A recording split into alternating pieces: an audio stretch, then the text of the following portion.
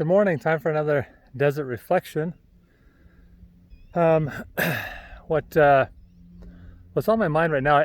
All the events occurring in our country currently. I um, can't help but start to reflect on how we can use them to understand ourselves and to grow as people. And I know it's a common topic for me, but I'm going to go back to it, and that is the topic of living in the paradox. And the specific thought that I have as far as regarding living in the paradox has to do with certain terms that we use that, when not reflected on, can cause us real trouble as parents. So one of the common terms we use is manipulation. And I've mentioned this a little bit before, but it hit me a little stronger today, because if you combine manipulation with the belief that my job is to control my child or another human, then it's a really scary combination, because manipulation would assume that someone is trying to get something for what we'll call selfish purposes. And if my job is to control, then I'm trying to control a selfish person. That person becomes dehumanized, and I'm not able to actually look at what else might be occurring in their life or in their circumstances for me to be able to drill down how to help them. If we remind ourselves of Ross Greene, right? Kids do well if they can. So if they're not doing well, there's clearly something lacking, some skill that they're missing in order to be able to do what they need to do. So follow the thread, right? So this kid is being manipulated, which makes them selfish, essentially kind of just being bad. And my job is to control, right? Through punitive measures, discipline, consistency, right? That's where consistency comes in, the term we've talked about before, that it is a false construct, that it assumes perfection, but it also is highly correlated with the idea of control, right? The need to manage or control another person. Now, we know we do that out of fear, our own anxiety, our own feeling of ineptness at times, and push ourselves to try and do things that aren't as effective. So what I invite the paradox is that manipulation is real. I mean, we are always manipulating, right? You think about the term, right? I'm manipulating food to make a recipe, right? I'm manipulating circumstances to have the right outcome. I'm manipulating my business to be successful. I'm manipulating my loved one to learn how to be happy or be grateful. So the term itself is not bad. The problem with the term is that it assumes, sorry, there's a random dog. Sorry. The term itself it's what it assumes. It assumes that a child is bad, and my job is then, once again, combined with the control element, right? That my job is to control this person, and now I'm trapped in a really scary problem. So the child is manipulating, right? They are trying to get something, and they are also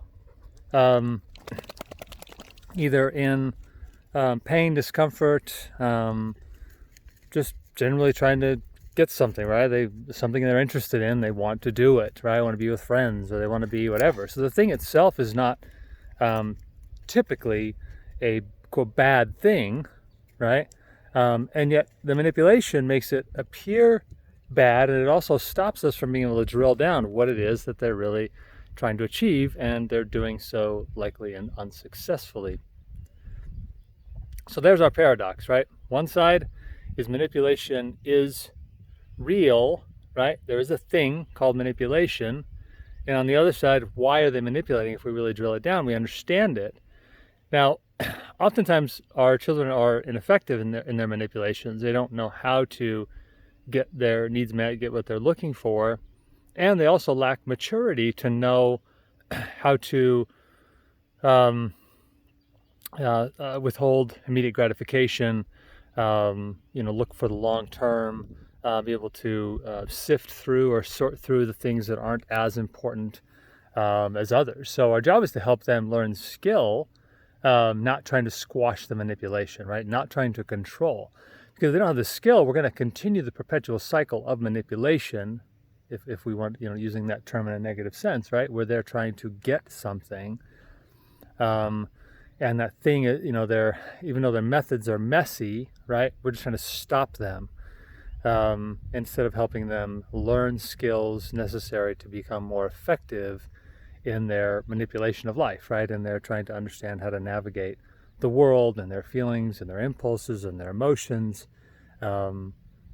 effectively. So that's my invitation. Live in that paradox, right? Accept that it is not as easy as it may seem. And it's also easy to kind of write off a manipulation. It's easy to say, well, they're being manipulative, so bad, control. It's a really simplistic, linear way to see things that really doesn't tend to end in a very good place, right? You look at how often has that worked well for you, for me, when I've been in that place, and not very often. And if you're like me, because you grew up in the world, thinking about the world through this lens, or seeing the world through this lens, you find that when a kid, quote, gets away with something, it triggers something within you.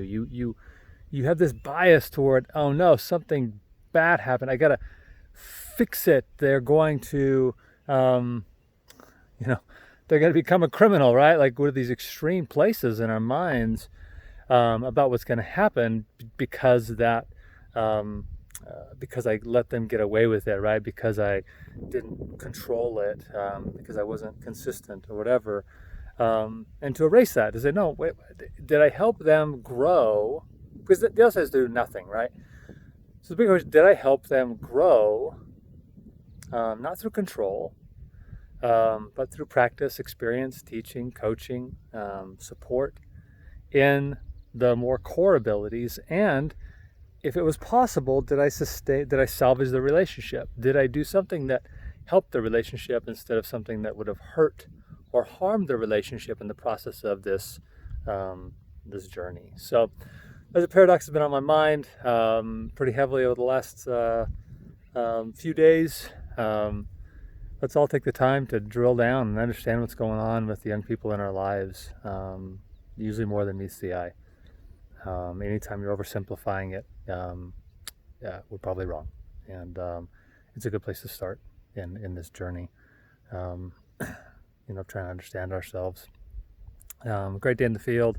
There's this beautiful they're back in a beautiful canyon that I'm really excited for them. They did an adventure yesterday where they hiked to the top of a mountain and doing some great things that are making, and really, really excited for where the group is headed.